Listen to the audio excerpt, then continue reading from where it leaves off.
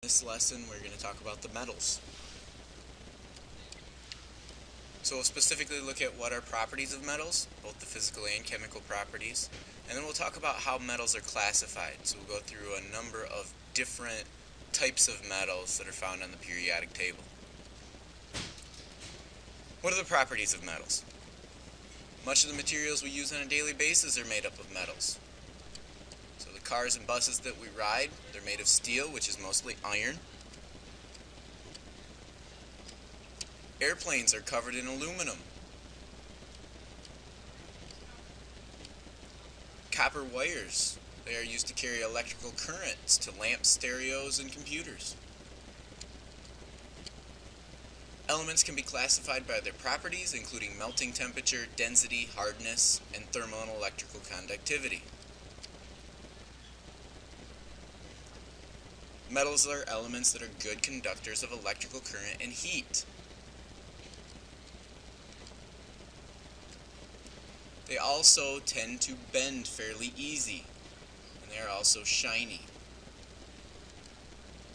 The majority of the elements found in the periodic table are metals. Physical properties of metals. The physical properties of metals include luster, malleability, ductility, and conductivity.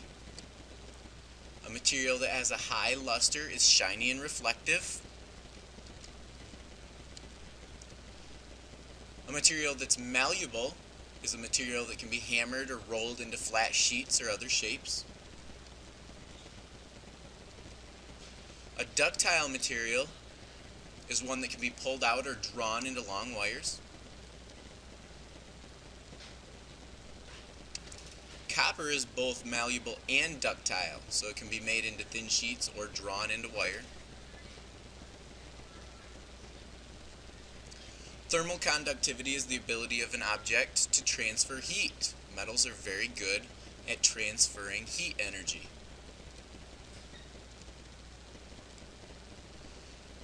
The ability of an object to carry electrical current is called electrical conductivity. Most metals are good thermal and electrical conductors. Metals also generally have low specific heats. Specific heat is the amount of energy required to raise the temperature of 1 gram of a material by 1 degree Kelvin. This means that only a small amount of energy is required to raise the temperature of a metal. Some metals are magnetic. Some examples of magnetic metals include iron, cobalt, nickel. All of them are attracted to magnets, and they can even be made into magnets. Most metals are solids at room temperature, with the exception of mercury. It is a liquid at room temperature.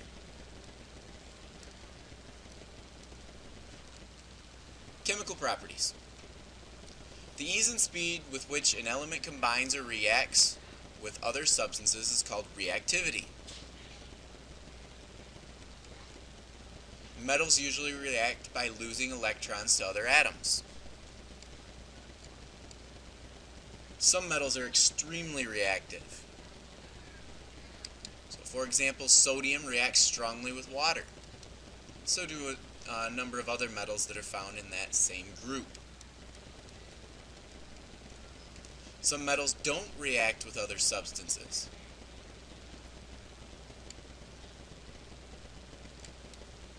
So, for example, gold and platinum, they don't react easily with other substances. The reactivities of other metals fall somewhere between those of sodium and gold.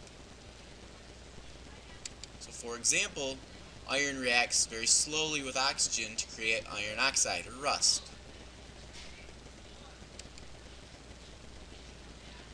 The deterioration of a metal due to a chemical reaction in the environment is called corrosion. How are metals classified? The metals in a group have similar properties. Properties within a group change gradually as you look across the periodic table. So, for example, the reactivity of metals tends to decrease from left to right across the table. In the periodic table, metals are classified as alkali metals, alkaline earth metals, transition metals, metals in mixed groups, and the lanthanides and actinides. The metals in group 1, from lithium to francium, are called the alkali metals. These metals are the most reactive metals in the periodic table. Alkali metals are so reactive that they are never found as uncombined elements in nature. They're only found in compounds. Compounds that contain potassium are used in fireworks. In the laboratory, scientists can isolate alkali metals from the compounds. As pure uncombined elements, some of the alkali metals are shiny and so soft that you can cut them with a plastic knife. These elements have low densities and melting points. For example, sodium melts at 98 degrees Celsius and has a density of 0.97 grams per centimeter cubed, which is less than water. The alkaline earth metals. The metals of group 2 are called the alkaline earth metals. I would also like you, inside of your notes, to circle and identify each one of these groups that we're talking about. These metals are harder and denser, and they melt at higher temperatures than the alkali metals. So for example, magnesium is a hard metal that melts at 648.8 degrees Celsius. Alkaline earth metals are very reactive, though not as reactive as the alkali metals. These metals never are found uncombined in nature, just like the alkali metals. Calcium is one of the most common alkaline earth metals.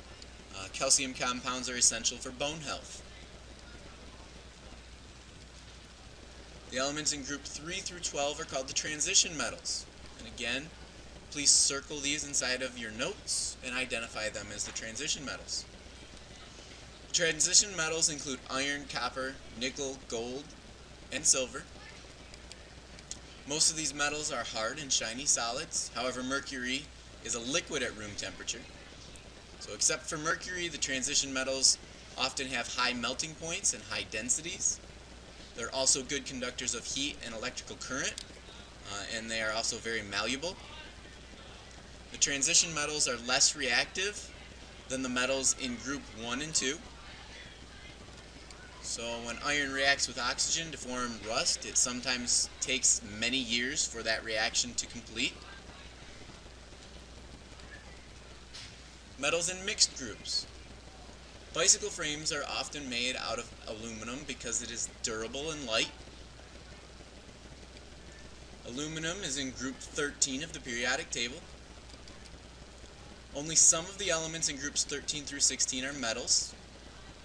Other metals in these groups that you may be familiar with are tin and lead. A tin coating over top of steel forms a corrosion-resistant barrier, so it helps to keep iron from rusting. It's put over top of aluminum cans, or not aluminum cans, but iron cans. Lead was once used in paints and water pipes. It is no longer used in this way because it was found to be poisonous. We do, however, still use it in the shot of shotguns, shotgun bullets, and also for sinkers, weights for fishing. One of the most common uses for lead currently is in automotive batteries.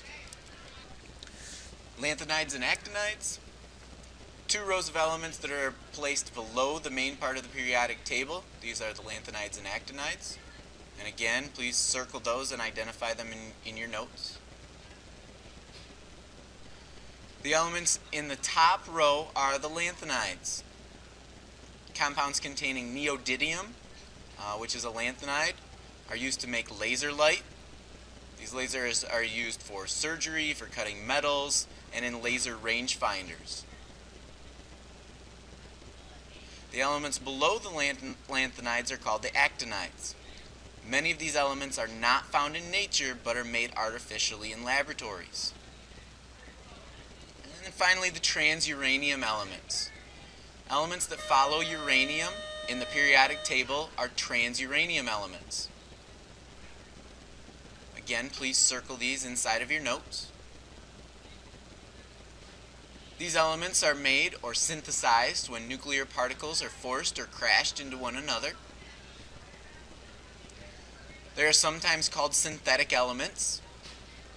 For example, plutonium is synthesized by bombarding nuclei of uranium-238 with neutrons in a nuclear reactor. To make elements with atomic numbers above 95, scientists use devices called particle accelerators that move atomic nuclei at extremely high speeds. If these nuclei crash into the nuclei of other elements with enough energy, the particles can combine into a single nucleus. In general, the difficulty of synthesizing new elements increases with atomic number, so new elements have been synthesized only as more powerful particle accelerators have been built. Elements in the periodic table with atomic numbers greater than 111 do not yet have permanent names or symbols. In the future, scientists around the world will agree on permanent names and symbols for them.